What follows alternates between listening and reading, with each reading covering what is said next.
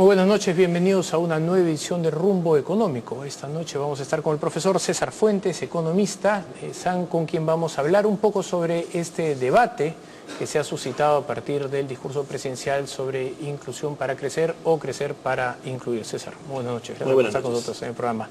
Bien, bueno, efectivamente hay un mini debate que ha empezado. Cierto, es un debate que tiene mucho más tiempo, pero digamos que se ha relanzado con el discurso presidencial, donde el presidente ha centrado su estrategia de económica, política, en el eslogan incluir para crecer, y muchos economistas han salido a decir, tú para incluir primero tienes que crecer, entonces tendría que ser crecer para incluir. ¿Cuál es un poco tu percepción al respecto?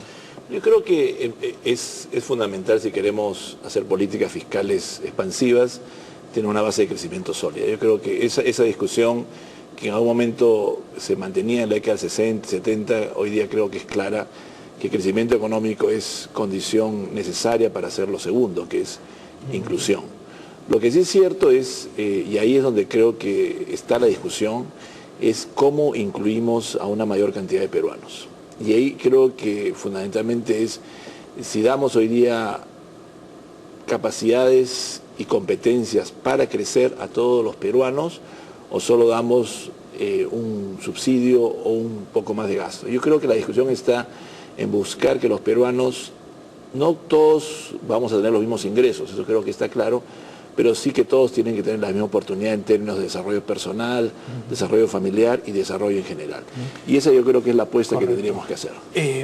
Vamos a poner de lado un minuto la parte teórica, porque esto tiene ramificaciones y derivadas hasta cansarse, ¿no? Y me gustaría ir antes a cuál podría ser el origen, y acabamos de especular un poco.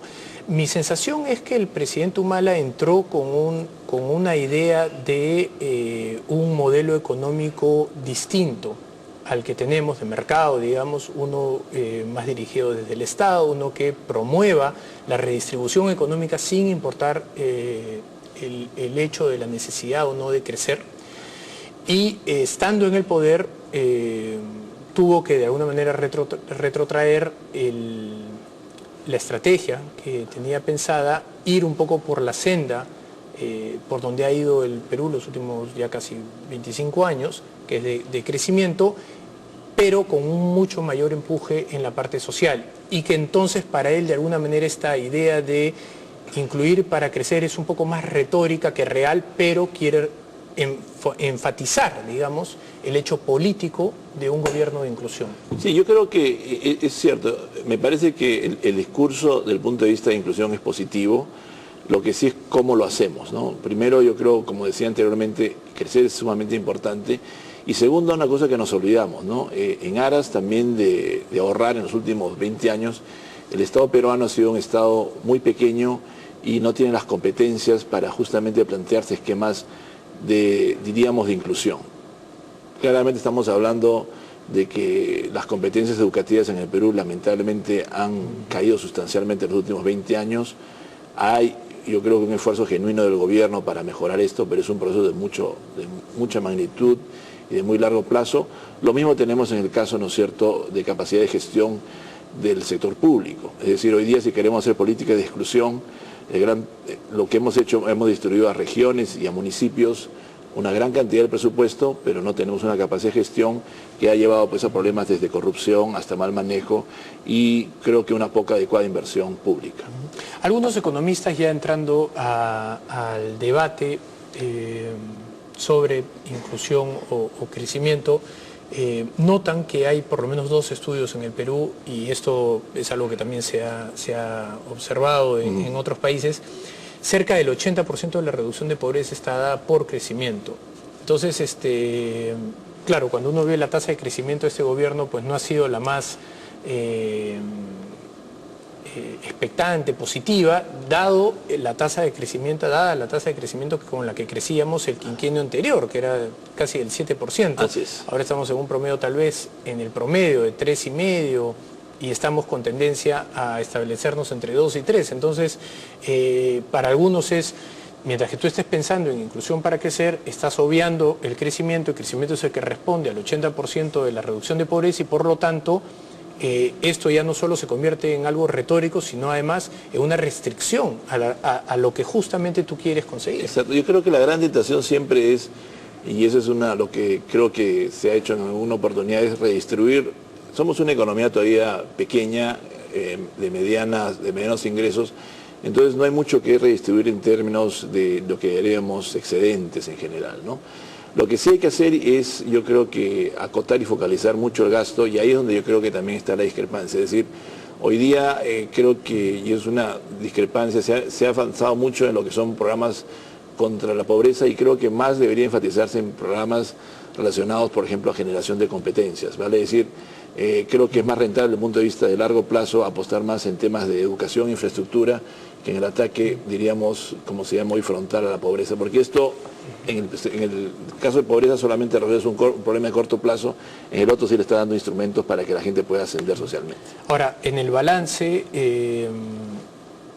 y siendo tal vez abogado del presidente, en este caso, este es un gobierno que ha enfatizado mucho en la educación, es cierto, a partir del ministerio del ministro Saavedra, digamos, la gestión del ministro Saavedra, porque los primeros 2 años y medio incluso fue un retroceso, ¿verdad? Cerraron el colegio mayor, fue más un retroceso que un avance, pero digamos que han retornado a una senda de promoción de la educación. Y por otro lado, y esto es algo que mencionan algunos economistas, digamos, con un poco más de visión social, diríamos, los programas sociales no son parte importante del presupuesto. ¿Cuál es tu balance de estas yo creo que acotaciones? En términos de presupuesto, yo creo que sí son relevantes, porque si bien es cierto, en términos totales quizás no sean tantos, en términos de esfuerzo. Acuérdense que la capacidad de gestión del Estado es una cosa que a veces se olvida, es muy pequeña. Entonces, si bien es cierto, en los números de repente no es mucho en términos, por ejemplo, de personal destacado, de esfuerzo gerencial, es bastante grande.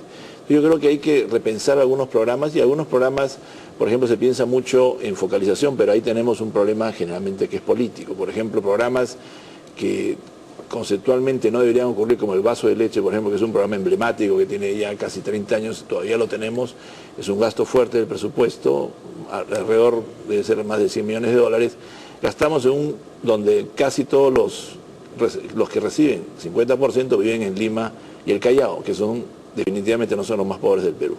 Pero ¿qué sucede? Ahí nos entrampamos en el tema, ¿no es cierto? Cuando hacemos eso, lógicamente una base social, en este caso de la gente que recibe este vaso de leche, pues va a estar en contra. Pero me has hecho recordar cuando recién lanzan Pensión 65, que básicamente lo que hacen es llevan 100 soles a personas mayores de 65 años y que, como tú bien has mencionado, son personas muy pobres, que están muy alejadas de las urbes.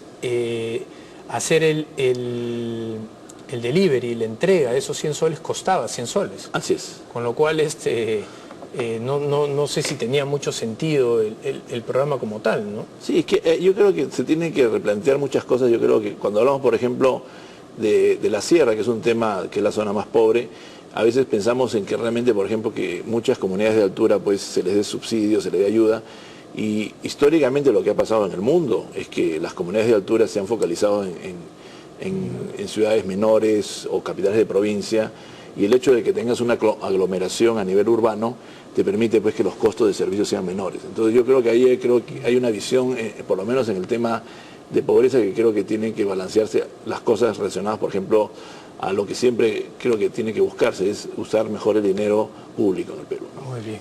Vamos a hacer nosotros nuestra primera pausa. Estamos conversando con el profesor César Fuentes. Una pausa y regresamos. Los indicadores económicos llegan gracias a Scotiabank. Descubre lo que puedes lograr. El S&P BVL Perú General de la Bolsa de Valores de Lima bajó 0.62%. El S&P BVL Perú Select bajó 0.39%. El S&P BVL Lima 25 bajó 2.75%.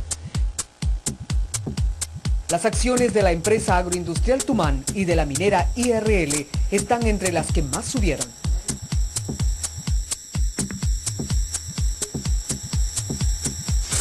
Las acciones de Peruvian Precious Metals Corp y de Buenaventura están entre las que más bajaron.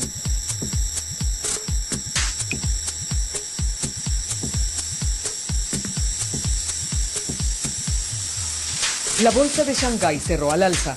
Las de Nueva York, Sao Paulo, Londres y Tokio cerraron a la baja.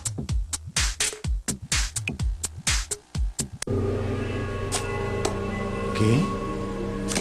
Pero... ¡no!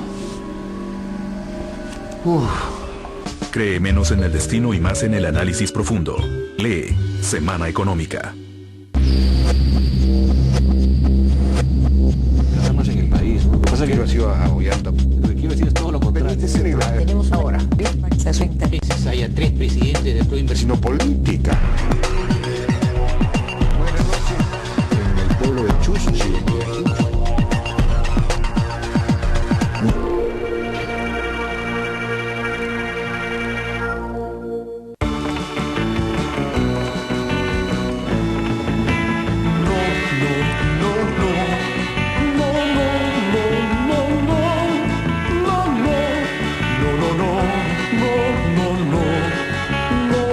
La valentía de muchos no te llevan a un gran.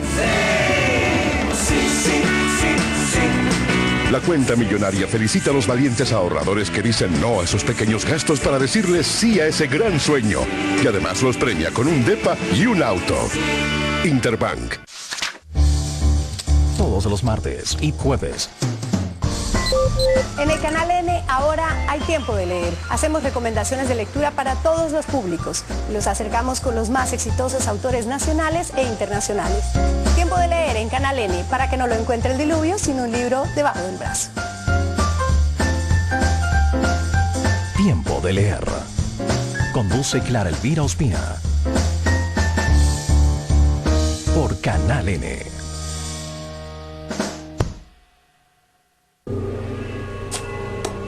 ¿Qué? Pero... ¡no! Cree menos en el destino y más en el análisis profundo. Lee Semana Económica.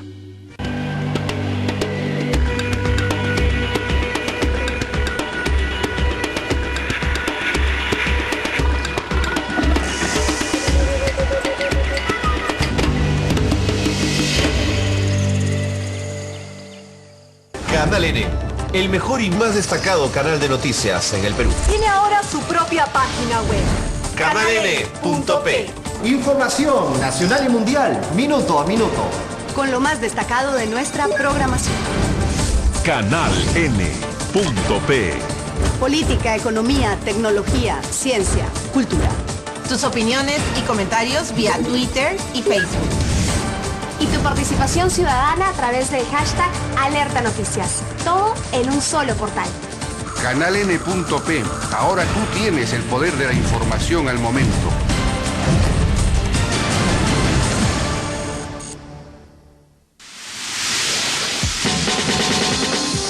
Empieza el día con de 6 a 9.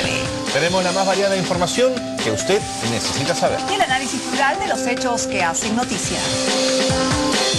De lunes a viernes. De 6 a 9.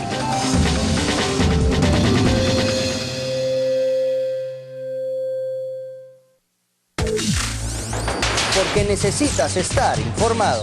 Porque los protagonistas de las noticias están en Canal N. Porque los hechos en directo se entienden mejor. De 10 a 12 del día. De 2 a 3 de la tarde. Y de 5 a 6 de la tarde. En directo, una mirada a la agenda noticiosa. Cuando ocurre. Desde donde ocurre. Canal N, el poder de la información al momento.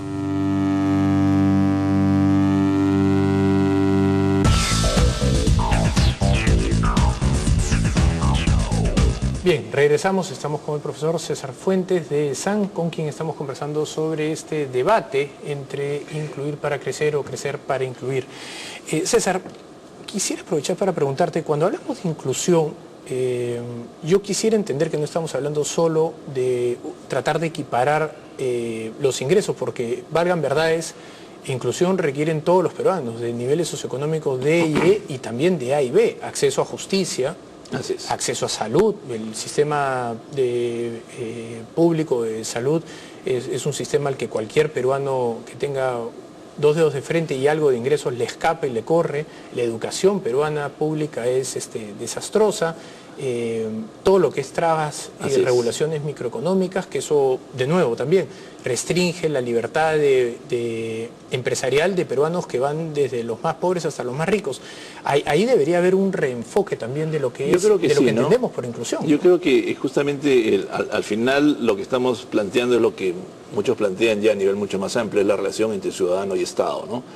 Lo que vemos en el Perú es que hay un desfase entre el ciudadano y en 5 áreas que creo que todos los ciudadanos de a pie lo sufren, ¿no? Ya sea de mayores o menores ingresos, que es lo que tú has mencionado, ¿no? Educación, salud, seguridad, defensa, infraestructura, que son yo creo que las 5... Y justicia, y justicia, ¿no? Que son los 5 o 6 temas relevantes que uno lo sufre cuando tiene que hacer cualquier trámite o tiene la mala fortuna pues, de accidentarse o tiene de sacar un trámite pues, de un certificado. Entonces yo creo que ahí es donde, si en términos diríamos de costo-beneficio, de mejora, yo creo que el Estado tendría que justamente avanzar mucho en estos temas. Ha habido esfuerzos, pero creo que la tarea es titánica en términos de acercar ese Estado al ciudadano. Y eso es lo que tú dices es cierto, es decir, lo que hemos visto también, creo que ha habido también un énfasis en el ahorro. El ahorro, si bien es cierto desde el punto de vista financiero, es bueno, es óptimo, porque eso nos genera estabilidad macro. Por otro lado, también creo que poco a poco tenemos que pasar de un Estado que ha sido fundamentalmente de reducir los costos, a avanzar a un Estado que gestione. Y eso significa cambiar muchas veces el perfil también de los gestores públicos, cosa que todavía en el Perú no hemos hecho. Correcto. ¿Qué es lo que tú, si te pidieran entonces un replanteamiento, digamos, de todo este marco que hemos conversado? Crecimiento o inclusión, si es inclusión, ¿qué debe ser? Si los programas de inclusión deben de estar destinados a dar dinero, lo cual para muchos puede terminar siendo un sistema asistencialista que no promueve el desarrollo o la creación de competencias. ¿Cuál sería para ti el marco óptimo, digamos? Yo creo que lo más importante es darle a los peruanos las competencias para que ellos puedan efectivamente avanzar. Yo creo que ese es un cambio, yo creo que debe ir acompañado en todas las políticas públicas. Y el peruano ya ha demostrado, porque hemos sido un experimento natural hasta 1990 y desde 1990 de 2 clases de mentalidades, digamos, desde el Estado, el peruano ha demostrado que en un ambiente de libertad, de promoción, están muy ávidos por desarrollarse. Yo creo, ¿no? Y eso significa, pues, eso no es trivial tampoco, ¿no? Si bien eso significa, y probablemente yo me quedaría en el tema de extrema pobreza, probablemente en lo que se está haciendo el gobierno, ¿no? El tema es que cuando avanzamos en estos esquemas de subsidios, los subsidios una vez que se instauran es imposible realmente retirarlos, ¿no? Entonces ahí tienes un problema serio de que somos o gastamos en temas asistenciales en momentos de boom, como ocurrió hace un par de años, y hoy día yo creo que los programas sociales hoy día van a estar bajo la lupa porque vamos a ver que efectivamente son gastos fuertes, y de nuevo, ¿no? En la medida que las personas creen que es un derecho, ya no lo puedo retirar, y es lo que ha pasado con un número grande de programas sociales. Entonces creo que avanzar primero en el tema de competencias, eso yo creo que es lo relevante en términos de filosofía hacia donde tenemos que avanzar, y creo que también tiene que haber transparencia en lo que se otorga y fundamentalmente trabajar los temas de rendición de cuentas y resultados, ¿no? Es decir, lo que ocurre muchas veces en gran parte de los programas es que no tenemos, por ahorro o por negligencia, lo que se llama comúnmente una línea de base, que es la base para posteriormente evaluar pues, si estos programas han sido exitosos. Y eso es un tema que en ningún programa grande social se ha hecho en el Perú. Pongámonos al otro lado de la pista, digamos, en la otra acera. Para muchas personas los programas sociales son programas nefastos, incluso los ven como algo negativo y abiertamente abogan por eliminarlos. Así es. Sin embargo, cuando uno revisa las cuentas, como tú bien has señalado, no tanto de pobreza, sino de pobreza extrema, la pobreza extrema se ha reducido de 25% a 5%. Difícilmente uno puede escapar a la relación entre estos programas sociales y esa reducción de pobreza. ¿Qué tanto efectivamente la pobreza extrema está, digamos, atada necesariamente a programas sociales y por lo tanto tendrías ahí una necesidad por mantener? Yo creo que sí, en tema de programas de extrema pobreza, de pobreza extrema, yo creo que sí va de la mano, pero de nuevo yo creo que programas donde Juntos, por ejemplo, que inicialmente se planteaba también pequeñas metas para la gente que recibía esta cantidad. Y de nuevo lo que decía antes, ¿no? Yo creo que tenemos que replantear un tema que es muy complicado, por cierto, pero es realmente el Estado, es bien difícil llegar a este 5% más pobre, porque si uno analiza las cifras son probablemente comunidades altoandinas, rurales, muy alejadas. Entonces los costos para que el Estado realmente pueda acercarse a ese 5 o 10% más pobre, pero es sumamente difícil, ¿no? En otras latitudes, si uno ve, por ejemplo, el desarrollo de lo que pasó en Inglaterra, de lo que pasó en muchos países, estas comunidades rurales pasan a una área conurbana o urbana, y lógicamente para el Estado es mucho más sencillo. Esa transición, por diversas razones, no se ha hecho en el Perú. Y creo que es un tema de reflexión que probablemente incentivos, ¿no es cierto?, para que la gente pueda acercarse a comunidades más grandes y que lógicamente el Estado pueda tener en términos de costo y efectividad pues un mejor desempeño. Eso es un tema que creo que tendría que estar en la mesa, especialmente ya en los sectores de extrema pobreza que tenemos. Correcto. Tú, respecto al próximo gobierno y la campaña electoral, la mayoría de candidatos van a salir pues a ofrecer el retorno al 7% como si fuera algo que lo consigues en 2 minutos, que solamente es cambiar al presidente y con eso recuperamos el 7%. ¿Cuán factible es recuperar el 7% el día de hoy? Hoy día, si tú me dices hoy día es complicado, primero porque ya tenemos un retraso en lo que es inversión privada, que es la que ha impulsado el crecimiento. Tenemos un cambio internacional, yo diría dramático, en términos, por ejemplo, el gran crecimiento de China en los últimos 10 años ya no lo vamos a tener por diferentes razones, un cambio del punto de vista de la jerarquía china que ha determinado que vamos a pasar de una sociedad de exportación e inversión a una sociedad de consumo, y eso significa probablemente a nivel de crecimiento menores tasas, pero más predecibles. Entonces el escenario para Perú va a ir cambiando en los últimos años. Creo que sí es importante hacer un esfuerzo de prospectiva en términos de cómo nos vamos a posicionar en los próximos años. Eso sí es un esfuerzo que tiene que hacer el gobierno. Eso es algo que llama la atención.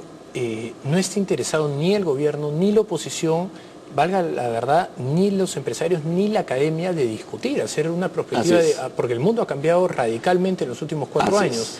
Y pareciera que a nadie le importa hacer ese análisis, ¿no? Claro, creo que la gente está pensando, gran parte... Lo hacen muy pocos a nivel individual, pero no se ha hecho como sociedad. ¿no? Y eso yo creo que es un esfuerzo que tenemos que hacer y tiene que ser liderado por el gobierno. La perspectiva es importantísima y eso es lo que le ha dado, yo creo que aire, por ejemplo, a muchos países asiáticos. Uno se puede un poco reír, ¿no? Pero países, por ejemplo, como Corea, Singapur, tienen pues esquema de planificación de 20, 30 años, porque lo que más, al margen de los números, que es quizá lo menor, lo más importante es cómo se posicionan ellos en un horizonte de 10 o 20 años, cosa que en el Perú todavía no lo hemos hecho. Muy bien. César, te agradezco muchísimo la conversación. Gracias. Encantado. Bien, vamos nosotros a una pausa y regresamos. Los indicadores económicos llegan gracias a Scotiabank.